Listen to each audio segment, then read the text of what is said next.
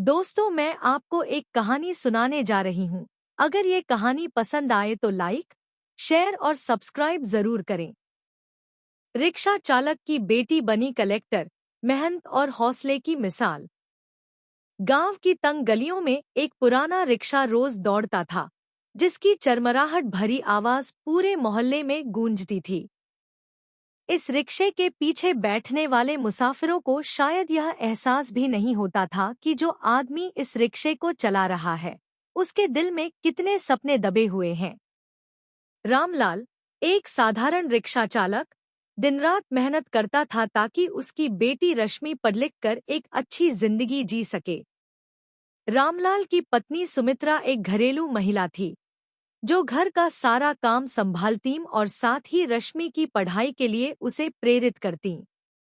घर की आर्थिक हालत ठीक नहीं थी।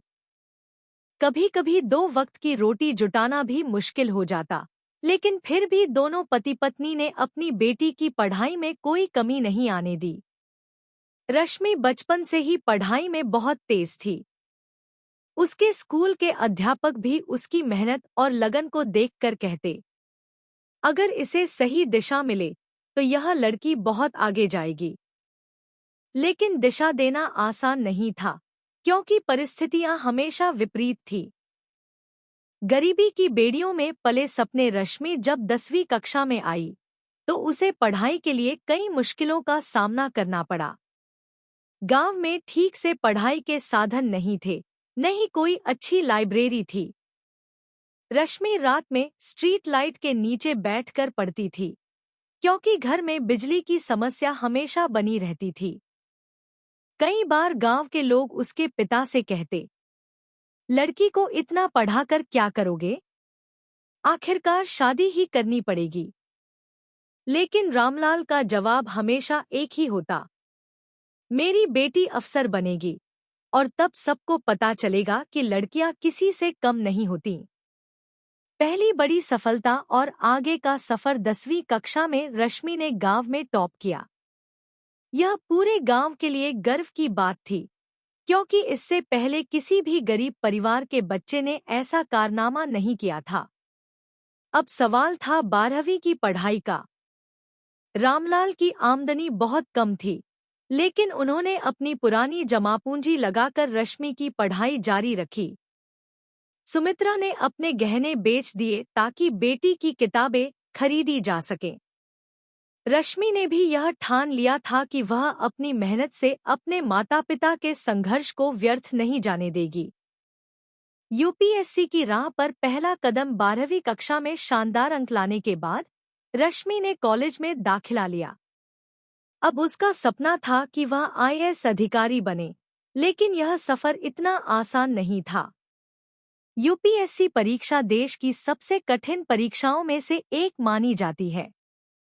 इसे पास करने के लिए अच्छे संसाधनों और कोचिंग की जरूरत होती है, लेकिन रश्मि के पास इतनी धनराशि नहीं थी कि वह कोचिंग ज्वाइन कर सके।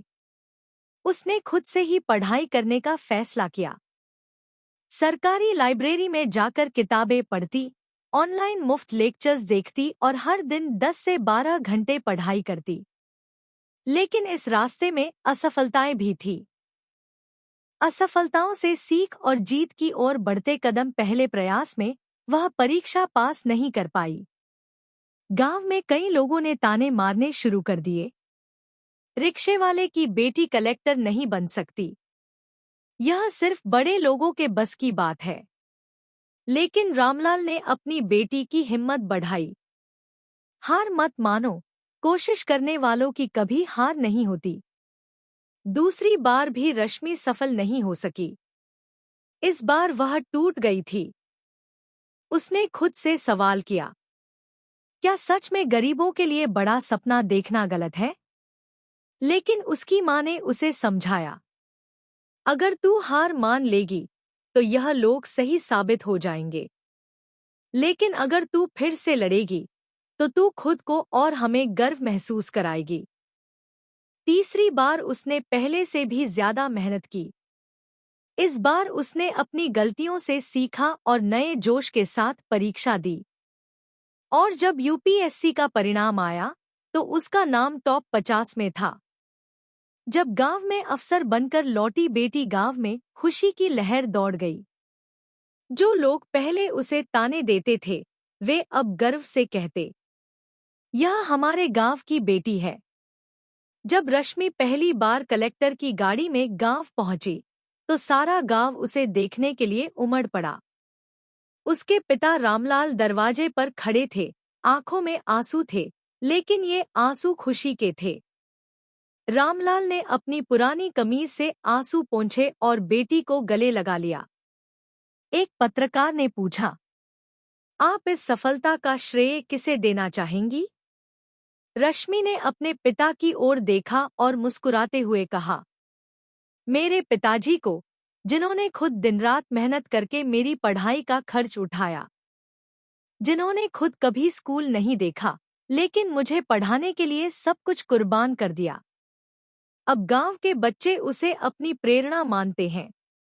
वह खुद गांव के बच्चों को पढ़ाने का अभियान शुरू करती है, ताकि कोई भी बच्चा सिर्फ गरीबी की वजह से अपने सपने अधूरे न छोड़े। गरीबी सिर्फ एक हालात होती है, लेकिन मेहनत और हौसले से किसी भी मुकाम तक पहुंचा जा सकता है। धन्यवाद। ऐसी ही वीडियो देखने के लिए चैनल को सब्सक्राइब करें और बेल आइकन दबाना न भूलें।